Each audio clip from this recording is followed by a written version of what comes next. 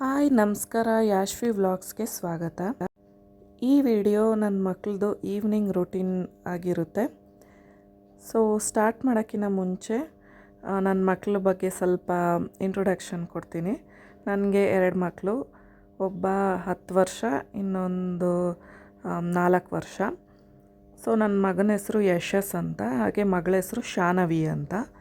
So ಇವರಿಬ್ಬರ ಹೆಸರು combine ಮಾಡಿ ಯಾಶ್ವಿ ಅಂತ ಮಾಡಿ ಯಾಶ್ವಿ ವ್ಲಾಗ್ಸ್ ಅಂತಲೇ ನನ್ನ ಚಾನಲ್ಗೆ ಹೆಸರಿಕ್ಕಿರೋದು. ಸೊ ಆ್ಯಕ್ಚುಲಿ ನನ್ನ ಚಾನಲ್ ನೇಮ್ನ ತುಂಬ ಸರಿ ಚೇಂಜ್ ಮಾಡಿದ್ದೀನಿ, ನನಗೆ ಯಾವುದೂ ಸ್ಯಾಟಿಸ್ಫೈ ಆಗ್ತಿರಲಿಲ್ಲ. ಸೊ ಫೈನಲಿ ಯಾಶ್ವಿ ವ್ಲಾಗ್ಸ್ ಅಂತ ಇಕ್ಕಿದ್ದೀನಿ. ಸೊ ಅದರಲ್ಲೂ ನೋಡಿ ನನ್ನ ಮಕ್ಕಳ ಹೆಸರೇ ನನಗೆ ಸ್ಯಾಟಿಸ್ಫೈ ಆಗಿರೋದು. So continue to evening routine. First evening ರೂಟೀನಲ್ಲಿ ಸ್ಟಾರ್ಟ್ ಆಗೋದೇ ಹೋಮ್ವರ್ಕಿಂದ. ಫಸ್ಟ್ ಅವ್ರು ಹೋಮ್ವರ್ಕ್ ಮುಗಿದ್ಬಿಟ್ರೆ ಮಿಕ್ಕಿದ್ದೆಲ್ಲ ಈಸಿ ಆಗುತ್ತೆ. ನನ್ನ ಮಗ ಟ್ಯೂಷನ್ ಮುಗಿಸ್ಕೊಂಡು ಬರೋಷ್ಟ್ರಲ್ಲಿ 5:30 ಆಗುತ್ತೆ. ಅವನು ಊಟ ಮಾಡಿ ಅಥವಾ ಸ್ನ್ಯಾಕ್ಸ್ ಏನಾದರೂ ತಿಂದು ಎಲ್ಲ ಮಾಡಿ ಹೋಮ್ವರ್ಕ್ ಮಾಡೋಕ್ಕೆ ಕೂತ್ಕೊಳ್ಳೋಷ್ಟರಲ್ಲಿ 6:30 7 o'clock ಆಗುತ್ತೆ. ಅಲ್ಲಿವರೆಗೂ ನನ್ನ ಮಗಳೂ ಹೋಮ್ವರ್ಕ್ ಮಾಡಲ್ಲ. ಬಿಲ್ಡಿಂಗಲ್ಲೇ ಮಕ್ಕಳಿರ್ತಾರಲ್ಲ, ಅವ್ರ ಜೊತೆಲೆಲ್ಲ ಆಟ ಆಡ್ಕೊಂಡಿರ್ತಾಳೆ. ಸೊ ಇವತ್ತು ನನ್ನ ಮಗ ಮಮ್ಮಿ ಯಾವುದಾದ್ರೂ ಮೂವಿ ನೋಡ್ಕೊಂಡು ಹೋಮ್ವರ್ಕ್ ಮಾಡ್ತೀನಿ ಅಂದ.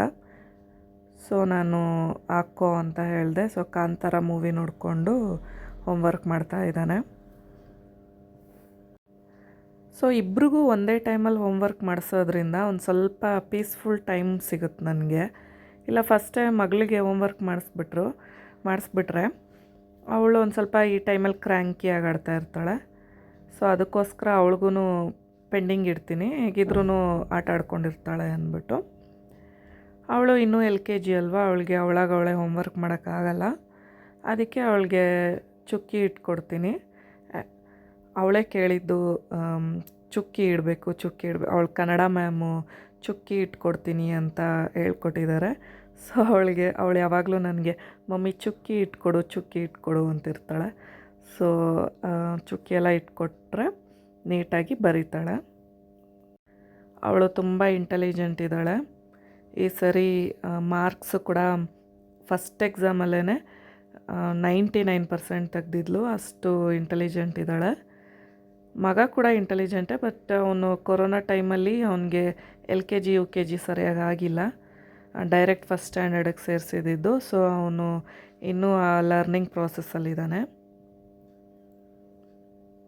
ಸೊ ಹಾಗೆ ಕಾಂತಾರ ಮೂವಿನೂ ಸ್ವಲ್ಪ ಡಿಸ್ಟ್ರ್ಯಾಕ್ಷನ್ ಆಗ್ತಾಯಿತ್ತು. ಲೈಕ್ ಸರಿ ನೋಡಿದ್ರೂ ಸಮಾಧಾನ ಅಥವಾ ಬೋರ್ ಆಗದೇ ಇರೋ ಅಂಥ ಕೆಲವು ಮೂವಿಗಳಿರ್ತವೆ. ಅದರಲ್ಲಿ ಕಾಂತಾರ ಮೂವಿನೂ ಒಂದು ಅಂತ ಹೇಳ್ಬೋದು. ಸೊ ಈವ್ನಿಂಗ್ ಟೈಮ್ ಯಾವಾಗಲೂ ನಾನು ನನ್ನ ಮಗ ಇಬ್ಬರೂ ಕಾಫಿ ಅಥವಾ ಟೀ ಏನಾದರೂ ಕುಡಿತೀವಿ. ಸೊ ಅವನಿಗೂ 10 ವರ್ಷ ಆಗಿರೋದ್ರಿಂದ ಒನ್ ಟೈಮ್ ಕಾಫಿ ಟೀ ಕುಡಿದ್ರೆ ಏನೂ ಆಗಲ್ಲ, ಅವನಿಗೂ ಮೈಂಡ್ ಫ್ರೆಶ್ ಆದಂಗೆ ಆಗುತ್ತೆ ಅಂದ್ಬಿಟ್ಟು ನಾನು ಕಾಫಿ ಟೀ ಕೊಡ್ತೀನಿ ಅವನಿಗೆ.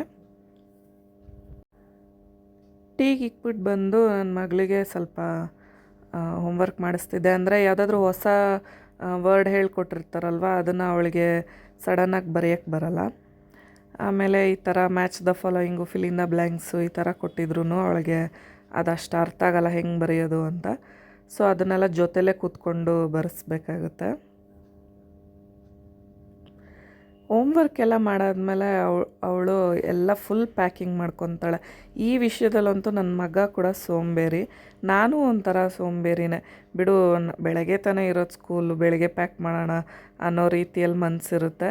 ಬಟ್ ಅವಳು ಮಾತ್ರ ಹೋಮ್ವರ್ಕ್ ಮಾಡಿದ ತಕ್ಷಣ ಅವಳು ಪೆನ್ಸಿಲ್ಲು, ಜಾಮೆಟ್ರಿ ಬಾಕ್ಸು, ಎರೇಸರ್ ಎಲ್ಲ ಏನೇನಿದೆಯೋ ಪಕ್ಕ ಆರ್ಗನೈಸ್ ಮಾಡಿ ಇಟ್ಕೊತಾಳೆ. ಹಾಗೆ ಅವಳಿಗೂ ಈ ಮೂವಿ ಸಖತ್ ಇಂಟ್ರೆಸ್ಟಿಂಗ್ ಆಗಿಬಿಟ್ಟಿದೆ. ಸೊ ನನ್ನ ಮಗಂದು ಸೈಕಲ್ ಕೂಡ ರಿಪೇರಿ ಆಗಿದೆ. 2 ಸೈಕಲ್ ಇದ್ದಾವೆ, 2 ಸೈಕಲು ರಿಪೇರಿ ಆಗಿದೆ. ಈ ಸ್ಕೇಟಿಂಗ್ ಬೋರ್ಡ್ ಒಂದು ಕೊಡಿಸಿದೆ, ಅದೂ ಹಾಳಾಗಿದೆ. ಸೊ ಅಟ್ಲೀಸ್ಟ್ ಇದನ್ನಾದರೂ ರೆಡಿ ಮಾಡ್ಕೊಳ್ಳೋಣ ಅಂತ ಏನೇನೋ ಸಾಹಸ ಮಾಡ್ತಿದ್ದಾನೆ. ಹಾಗೆ ಡಿನ್ನರ್ಗೆ ಸ್ವಲ್ಪ ಇಡ್ಲಿ ಇಟ್ಟಿತ್ತು. ಸೊ ಇಡ್ಲಿ ಇಟ್ಟು ಹಾಗೆ ಪಾರ್ಸಲ್ ತಂದಿದ್ದು ಮೀನು ಸಾರಿತ್ತು. ಸೊ ನಾವು ಅದನ್ನೇ ಡಿನ್ನರ್ಗೆ ಮುಗಿಸಿದ್ವಿ. ಅಂದರೆ ಕೆಲವೊಂದು ಟೈಮು ಏನಿರುತ್ತೋ ಅದನ್ನು ಅಡ್ಜಸ್ಟ್ ಮಾಡ್ತೀವಿ.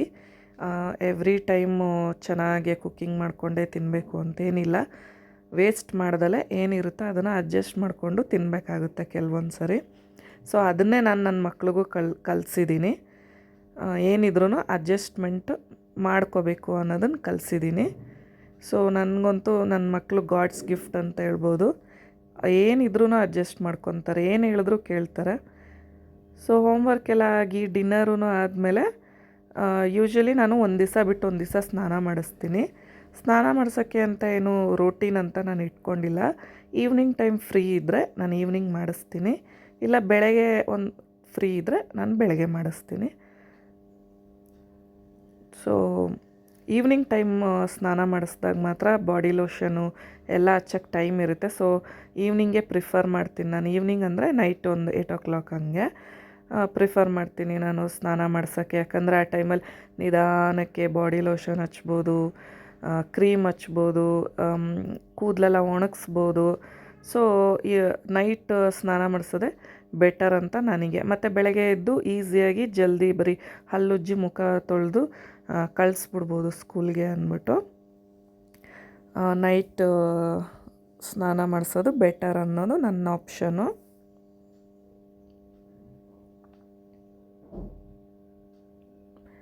ಸೊ ಎಲ್ಲ ಅಣ್ಣ ತಂಗಿ ಜಗಳ ಆಡೋ ಥರ ನಮ್ಮ ಮನೇಲೂ ತುಂಬಾ ಜಗಳ ಮಾಡ್ತಾರೆ.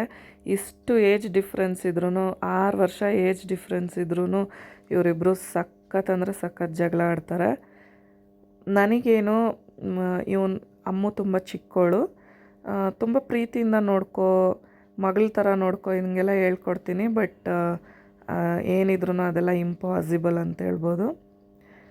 ಅದಾದಮೇಲೆ 9 o'clock 9:30 ಹಂಗೆಲ್ಲ ನಾನು ಮಲಗಿಸ್ಬಿಡ್ತೀನಿ. ಸೊ ಹೋಗಿ ಅವಳು ಬೆಡ್ ಮೇಲೆ ಮಲ್ಕೊತಾ ಇದ್ದಾಳೆ. ಬಟ್ ನಾನು ಕತೆ ಹೇಳಬೇಕು. ಕತೆ ಹೇಳಿ ಒಂದು 10 minutes ಇನ್ನೂ ಹೇಳ್ತಾನೆ ಇರ್ತೀನಿ. ಒಂದು 10 minutesಗೆಲ್ಲ ಮಲ್ಕೊಂಬಿಡ್ತಾಳೆ. ಸೊ ಫೇರಿ ಲೈಟ್ ಹಾಕ್ತೀನಿ, ಫ್ಯಾನ್ ಹಾಕ್ತೀನಿ, ಕತೆ ಹೇಳ್ತೀನಿ, ಮಲಗಿಬಿಡ್ತಾಳೆ. ಯೂಶ್ವಲಿ ಈ ಟೈಮಿಗೆ ನನ್ನ ಮಗನೂ ಮಲಗಿಸ್ತೀನಿ ನಾನು. ಬಟ್ ಅವನು ನಾನು ಮೂವಿ ನೋಡ್ಬಿಟ್ಟು ಬರ್ತೀನಿ ಅಂದ. ಸೊ ಯಾಕೆ ಎನಿ ಟೈಮ್ ಸ್ಟ್ರಿಕ್ಟಾಗಿರೋದು ಒಳ್ಳೆಯದಲ್ಲ, ಸ್ವಲ್ಪ ಅವ್ರಿಗೂ ಮೈಂಡ್ ಫ್ರೀ ಆಗಲಿ ಬಿಡು ಅಂದ್ಬಿಟ್ಟು ನಾನು ಅವನ್ನ ಆಯ್ತಪ್ಪ ನೋಡ್ಬಿಟ್ಟೆ ಬಂದು ಮಲ್ಕೋ ಅಂತ ಹೇಳಿದೆ. ಮಗಳನ್ನ ಮಾತ್ರ ಮಲಗಿಸ್ತಾ ಇದ್ದೀನಿ.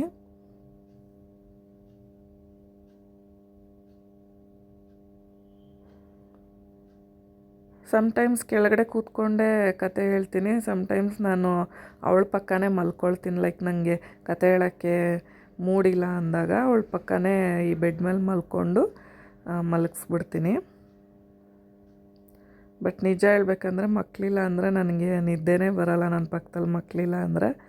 ಬಟ್ ಸ್ಟಿಲ್ ಅವ್ರಿಗೂ ಅಭ್ಯಾಸ ಆಗಬೇಕಲ್ಲ, ಇಟ್ಸ್ ಅ ಗುಡ್ ಹ್ಯಾಬಿಟ್ ಅಂದ್ಬಿಟ್ಟು ಸಮಾಧಾನವಾಗಿರ್ತೀನಿ. ನೋಡಿ 10 ನಿಮಿಷಕ್ಕೆ ಮಲಗಿದ್ದಾಳೆ, ಸ್ಟೋರಿ ಹೇಳಿ 10 ನಿಮಿಷಕ್ಕೆ ಮಲಗಿದ್ದಾಳೆ. ಈ ವಿಡಿಯೋ ನಿಮ್ಗೆ ಇಷ್ಟ ಆದರೆ ಪ್ಲೀಸ್ ಸಬ್ಸ್ಕ್ರೈಬ್ ಮಾಡಿ.